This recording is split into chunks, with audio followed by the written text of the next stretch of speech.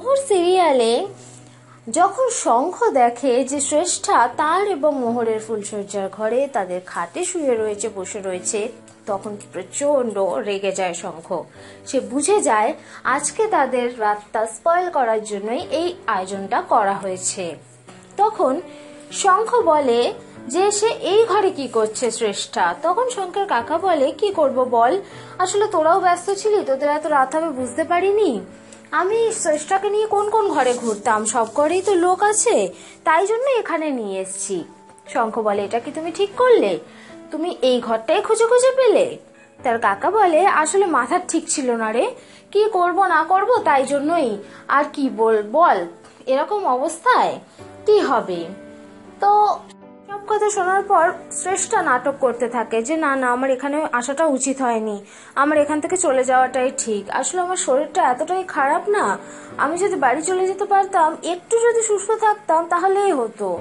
তখন কাকা বলে, না শ্রেষ্ঠা, তোমার এতটা শরীর খারাপ, তোমার বাড়িতে তো ফোন করে জানিয়ে দেওয়া হয়েছে তুমি রীতিমতো এত অসুস্থ, তারপরে তুমি এই কথাগুলো কেন বলছো? না শ্রেষ্ঠা, তুমি এইসব কথাগুলো বলো না, তুমি এখন রেস্ট নাও। কি হয়েছে, একটা দিনের তো ব্যাপার, মোহর আর শঙ্খ একটু অ্যাডজাস্ট করে নেবে, কোনো অসুবিধা হবে না, তাই না? মোহর বলে, হ্যাঁ ম্যাম, আপনি যদি অসুস্থ থাকেন তাহলে কোনো অসুবিধা নেই, আপনি রেস্ট করুন, আপনার রেস্টের প্রয়োজন। শঙ্খ বলে, না, শ্রেষ্ঠা তো এখানে থাকতে পারবে না, মোহরের দুদিন ধরে খুব ধকল গেছে, সামনেই মোহরের পরীক্ষা আছে, তাই মোহরের রেস্ট নেওয়াটাও দরকার। আর শ্রেষ্ঠা, তুমি কি এতটাই অসুস্থ যে এখান থেকে হেঁটে একটু বাইরে যেতে পারবে না? অনেক রুমই তো ফাঁকা আছে। দিয়া ময়ূর বলে, না মানে শ্রেষ্ঠাদি তো এখানে কোন ঘরে থাকবে, আর শ্রেষ্ঠাদির কেয়ারেরও তো প্রয়োজন। তখনই দিয়া ময়ূরকে বলে, তোমরা এখানে কি করছো এত রাত অব্দি? আর শ্রেষ্ঠা তো তোমাদের সাথেও থাকতে পারে, শ্রেষ্ঠাদি করে চলেছো, তাহলে তার টেক কেয়ার তোমরা করো। মোহর আর তোমরা তো একই বয়সী, তাই না? মোহরকে কেন টেক কেয়ার করতে হবে, সে তো অসুস্থ হয়ে পড়বে। এই নিয়ে তর্ক বিতর্ক চলতে থাকলে সেখানে শঙ্খর মা বাবা চলে আসে। অদিতি এসে যখন শ্রেষ্ঠাকে এই রুমে দেখে তখন তো সে প্রচন্ড রেগে যায়। আমি বলতে বাধ্য হচ্ছি যে আজকের একটা স্পেশাল রাতে আমার এই কথাগুলো এখানে বলা উচিত নয়, কিন্তু তোমরা বাধ্য করছো বলতে। শ্রেষ্ঠার এখানে থাকাটা একদমই ঠিকঠাক নয়। শ্রেষ্ঠা বলে, ছি ছি ছি, আমি এগুলো কিছু ভাবিনি, আসলে ভাবলে আমি এখান থেকে কখনই চলে যেতাম। অদিতি বলে, ভাবনি কেন? সেটাই তো অবাক লাগছে যে তুমি ভাবনি কেন, তোমার তো আগেই ভাবা উচিত ছিল যে এই রুমটায় তোমার আজকে থাকা কথাই নয়। এই বাড়িতে কি ঘরের অভাব আছে? নাহলে তুমি আমাদের ঘরে চলে যাও। আদি একই কথা বলে। তখনই কাকা বলে যে না তা কি করে হয়, ছি, তোরা দুজন এমনিতেই থাকিস না এখানে, আর ছেলের বৌভাতে যদি তোরাই না থাকিস, অন্য কেউ থাকবে, তোরা তোদের ফ্ল্যাটে চলে যাবি, তা কি হয় নাকি রাতারাতি? বাড়ির লোকেরা কথা বলবে না? সব ঘরে লোক ভর্তি, তোর ছোট কাকিমা শঙ্খ তার মাথা ধরেছে, সে তো দরজা বন্ধ করে শুয়ে পড়েছে, বল কোন ঘরে নিয়ে যেতাম শ্রেষ্ঠাকে? তখনই ড্রয়িং রুমের কথা বলে। তারপর আদি স্যারের ঘর তো আছেই। শ্রেষ্ঠা বলে যে না আমি সালমামের ঘরে কি করে যেতে পারি, ছি, এটা ঠিক হবে না।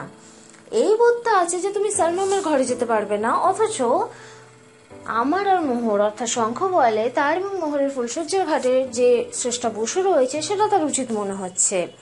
তখন শ্রেষ্ঠা উঠে দাঁড়ায়, দিয়া ময়ূরী তাকে ধরে, আর এরপর শ্রেষ্ঠা নাটক করতে থাকে যে আমার যদি সামর্থ্য থাকতো, একটুও যদি আমার শরীরটা ঠিক থাকতো, আমি বাড়ি চলে যেতাম।